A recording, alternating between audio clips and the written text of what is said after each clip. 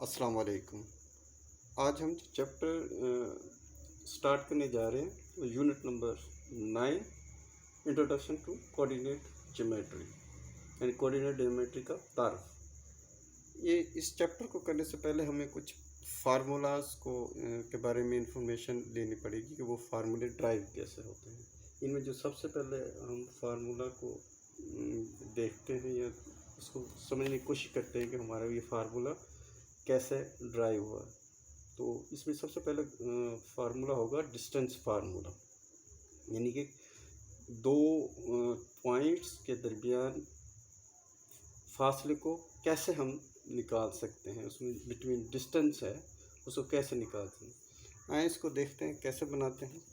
ये जो मैं इस्तेमाल कर रहा हूँ ये मैं सिर्फ अंदाज़े से बना, आपने अगर परफेक्ट बनाना तो आप स्केल इस्तेमाल कर सकते हैं। तो इसके लिए सबसे पहले हम एक कोऑर्डिनेट प्लेन बना लेते हैं। ये फ़िलहाल वैसे ही बना रहा हूँ, आप लोग ये मेजरमेंट के बग़ैर है, जस्ट अंडरस्टैंडिंग के लिए कि हम ये कैसे बनाते हैं। तो आप लोगों को ये तो ऑलरेडी पता होगा कि ये कोऑर्डिनेट प्लेन हम कैसे बनाते हैं। इसमें ये वाई एक्सिस होता है और ये एक्स एक्सिस है और इसी तरह ये हमारा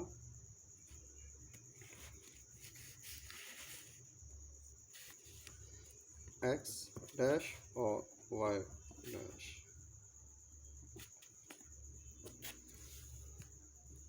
इसके बाद हम इसमें दो पॉइंट लेट कर लेते हैं कि हमारे पास दो पॉइंट हैं। फॉर एग्ज़ाम्पल एक पॉइंट में यहाँ ले लेता हूँ और एक पॉइंट ये ले लेता हूँ, और इन पॉइंट्स को हम कोई नाम कुछ भी रख सकते हैं, लेकिन यहाँ पर मैं जिस तरह बुक में 169 पे दिया हुआ है पी एंड क्यू, तो मैं पी एंड क्यू ही रख लेता हूँ। एक पी है और ये क्यू। अब इन पॉइंट्स के दरमियान जो फासला है ये हमने निकालना है कि इन पॉइंट्स के दरमियान कितना डिस्टेंस है। तो एक तो तरीका यह है कि हम इसको स्केल से इसको हम आपस में मिला देते हैं। अब ये हम चाह रहे हैं कि ये फासला हमें मालूम हो कि ये इन दो पी एंड क्यू के दरमियान कितना डिस्टेंस है। आपको पता है कि हर पॉइंट के हमें दो चीज़ों की ज़रूरत होती है, एक्स एंड वाई। हमेशा फर्स्ट एक्स होता है, सेकंड में वाई। तो हम अज्यूम कर लेते हैं कि जो पहला हमारा पॉइंट है इसको हम कर लेते हैं x1 और y1। इसी तरह हम दूसरा पॉइंट है इसके लिए हम x2 एंड y2। अब इसको फासले को निकालने के लिए हम सबसे पहले एक हम इस पर परपेंडिकुलर अमूदन एक गिराते हैं। पहले एक्स एक्स पर करते हैं इस पॉइंट से। ये मैं वैसे ही कर रहा हूँ, आप लोग अगर तो प्रॉपरली मैयत से कीजिएगा।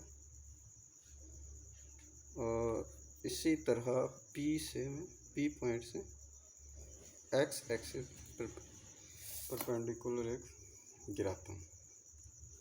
तो अब हमारे पास ये जो मेजरमेंट है ये हमें इसको हम नाम ले लेते हैं कि ये जो x पे हमारा जो है ये x1 है, क्योंकि ये एक्सेस पर है, x पॉइंट में हमारा x1। और q का जो परपेंडिकुलर हमने x एक्सिस पर गिराया है ये x2 है। अब जिस तरह हमने ये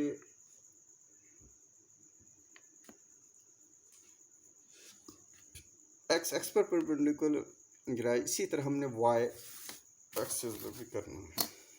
जैसे हमने सेम वही तरीका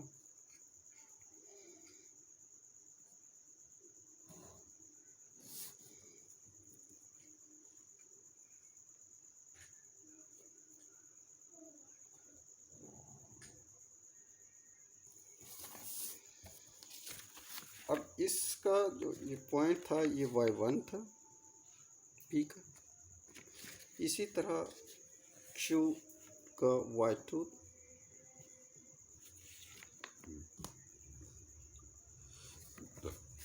y2 है। अब अगर हमें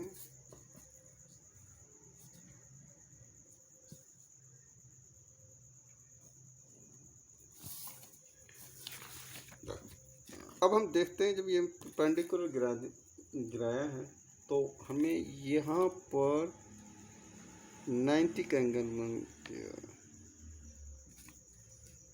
कि 90 का एंगल बन गया है। जब भी एक राइट एंगल ट्राइंगल का मतलब होता है कि हमारा एक जोन सा एंगल मुसल्लस का या ट्राइंगल का वो 90 का, तो उसको कहते हैं राइट एंगल। और तब भी अगर किसी भी जब 90 का अगर एंगल बन जाए तो इसका मतलब है कि हम वहाँ पर फिसागोरस का फार्मूला अप्लाई कर सकते हैं और उससे हम उसकी मेजरमेंट निकाल सकते हैं। अब हमें Q और P का डिस्टेंस निकालना है, और P एंड Q अगर हम फिसागोरस या राइट एंगल के उससे देते हैं तो 90 एंगल के बिल्कुल ऑपोजिट जो होता है उसको हाइपोटेन्यूस कहते हैं, इसको हाइपोटेन्यूस। और बाकी जो रिमेनिंग है उसमें हम इसको बेस कर सकते हैं और इसको भी बेस कर सकते हैं। पहले हम इसको जो हमने ये पॉइंट 90 का जहाँ पर, इसको हम कोई नाम देते हैं, इसको मैं n दे देता हूँ, बुक में भी n नहीं दिया हुआ है, ठीक है। अब मुझे फासला मालूम करना है P एंड Q, लेकिन इस फार्मूला फिसागोरस करने के लिए हमें अब मेजरमेंट चाहिए Pn और Qn। अगर हम अभी इसको गौर से अगर देखें, हमें फासला P एंड N का रिक्वायर्ड है। अब P एंड N का फासला उसी सूरत में आएगा अगर हम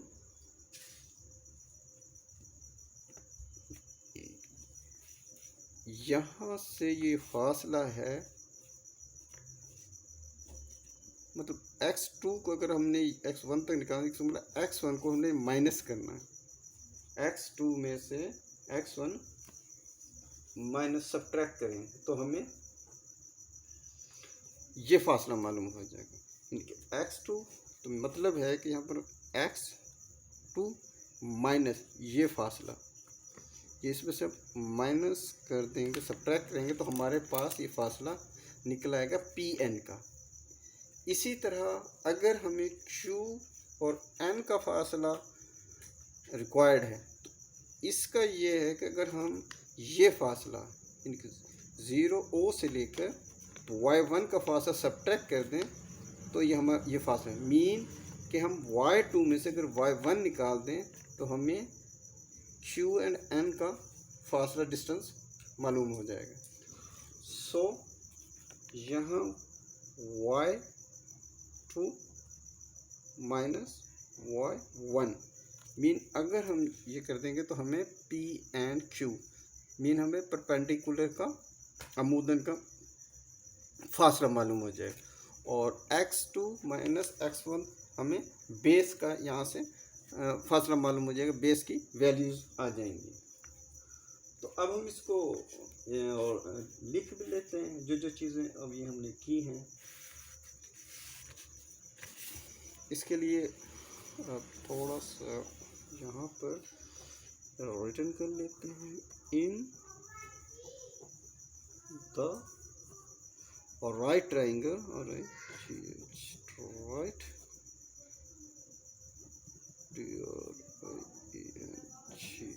ट्राइंगल। अब हमारी राइट ट्राइंगल क्या बन गई है, P एंड Q। तो P एंड Q। अब इसमें हम वैल्यूज़ हमारे पास आ चुकी हैं क्योंकि हमने वो निकाली हैं। तो अब हम बारी बारी इन वैल्यूज़ को पुट कर लेते हैं। एन क्यू किसके बराबर होगा, एन क्यू को जो फासला है, डिस्टेंस है, किसके बराबर होगा, y2 minus y1।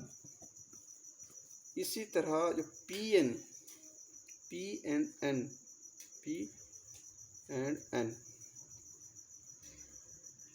P N का जो डिस्टेंस है लाइन का वो कितना है जी, x2 माइनस x1। ये हमारा फासला P से लेकर N तक है। तो अब हम इसमें अपना पाइथागोरस थ्योरम अप्लाई करते हैं बाय यूजिंग, लिख लेते हैं बाय यूज। सॉरी लिखाई ज़रा इतनी अच्छी नहीं है, आप लोग ज़रा ध्यान से लिख लीजिएगा।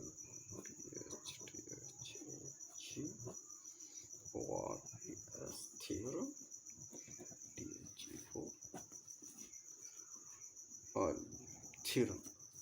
अब थ्योरम क्या है जी, hypotenuse square is equal to base का स्क्वायर प्लस परपेंडिकुलर का स्क्वायर। अब ये चीज़ें हमें आगे एक चीज़ याद रखिएगा, हमेशा जो हमारा हाइपोथेसिस होती है इसकी एक तो इसकी वैल्यू ज़्यादा होती है और दूसरा इसका ये हमेशा 90 एंगल के बिल्कुल अपोजिट होगा। यानी कि जहाँ पर हमारा राइट ट्राइंगल का 90 का एंगल बनेगा उसके बिल्कुल ऑपोजिट जौन सा लाइन होगी, जो फासला होगा वो हमेशा हाइपोथेन्यूज का होगा। तो अब इसमें हमारे पास हमें पता है, अभी इसमें वैल्यूज पुट करते हैं। पहले हम इसमें लिख लेते हैं कौन कौन से हमारे पास हाइपोथेन्यूज हैं, कौन से बेसिस हैं, कहाँ कौन सा परपेंडिकुलर है।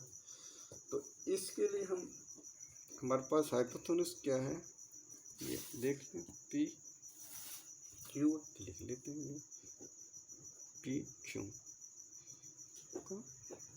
के बस यहाँ पर हमने अपनी लिखनी है। जो अब हमने फार्मूला लिख लिया, फार्मूला ये पुट करनी है जौन जौन से हमें इसमें लेबल्स किए हैं, जो इनको नाम दिए हैं।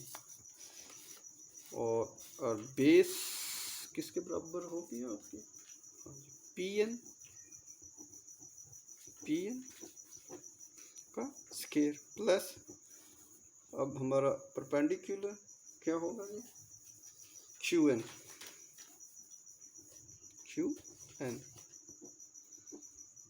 का स्क्वायर।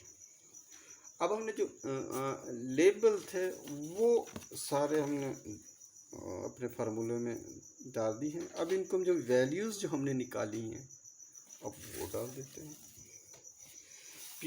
पी क्यू किसके बराबर है, पी क्यू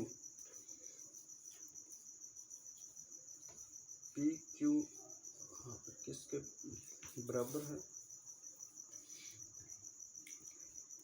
इसको डेरिवेटिव कर लेते हैं, फिर ये मालूम कर लेते हैं, ठीक है। तो मीन हमने डी को के डिस्टेंस मालूम कर लेते हैं। और पी एन हमारे पास अब है x2 minus y, x2 x1 का whole square plus y2 minus y1। ये वैल्यूज़ हमने यहाँ से लिए जो हमने ड्रा करके मुद्दन परपेंडिकुलर ड्रा करके। तो नेक्स्ट करते हैं इसको, थोड़ा देखिएगा कैसे। मैं इसे दोबारा लिख देता हूँ बस थोड़ा सा हमें समझ जाए कि हमने पीछे क्या किया है। डिस्टेंस का scale is equal to x2 minus x1 whole का scale plus y2 minus y1 का होल। सॉरी ये अपने सब्सक्रिप्ट लिखना, सुपर में नहीं लिखना, सॉरी मैं गलती होगी। यहाँ पर कीजिएगा और यहाँ भी मैंने सॉरी गलती की है, ये सुपर स्क्रिप्ट में नहीं बल्कि सब स्क्रिप्ट में लिखनी है और ये बोलता स्केयर सॉरी। तो अब हम इसको हल करते क्योंकि हमें तो चाहिए सिर्फ डिस्टेंस ना के ये स्केयर में चाहिए। तो अब इस स्केयर को ख़त्म करने के लिए आपको पता है कि हम अगर दोनों तरफ से अंडर रूट ले लें तो स्केयर का अंडर रूट ये तो ख़त्म हो जाएगा। उधर करते हैं टेकिंग लिख देते हैं जो कहा है taking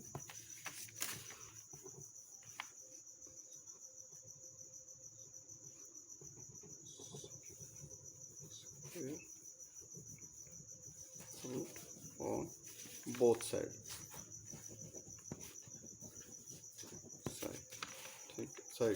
sorry.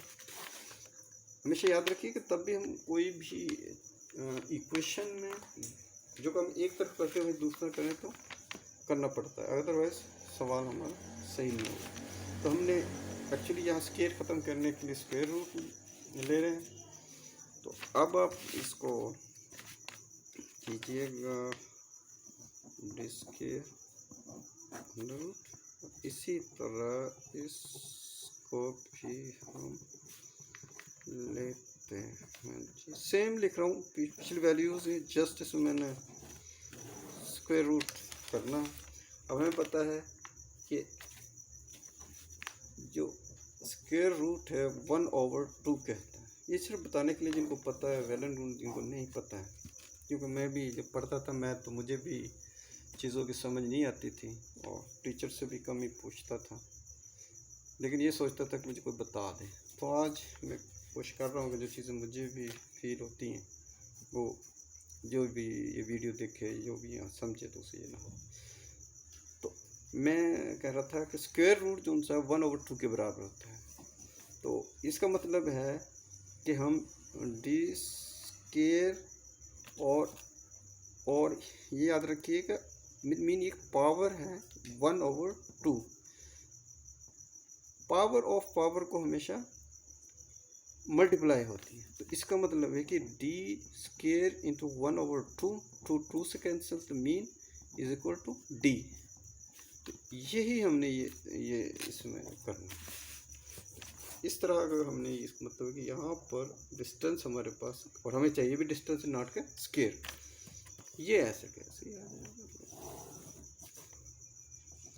x2 minus x1 whole square plus y2 minus y1 whole square.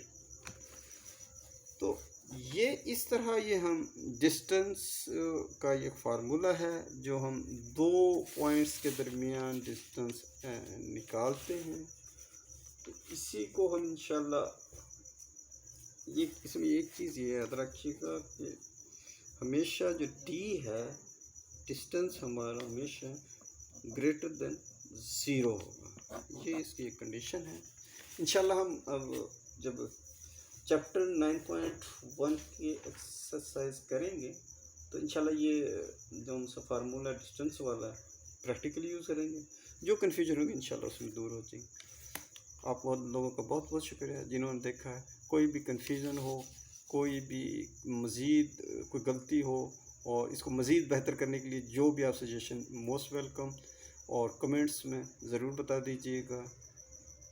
जब भी कोई वीडियो देखते हैं या कोई चीज़ देखता है इंसान 2 या 3 चीज़ें करता है, या तो अच्छी लगे तो शेयर कर दीजिएगा, और अगर कोई इसमें आपको खामी नज़र आ रही है प्लीज़ कमेंट्स में कर दीजिएगा। और खुदा हाफिज़, थैंक यू।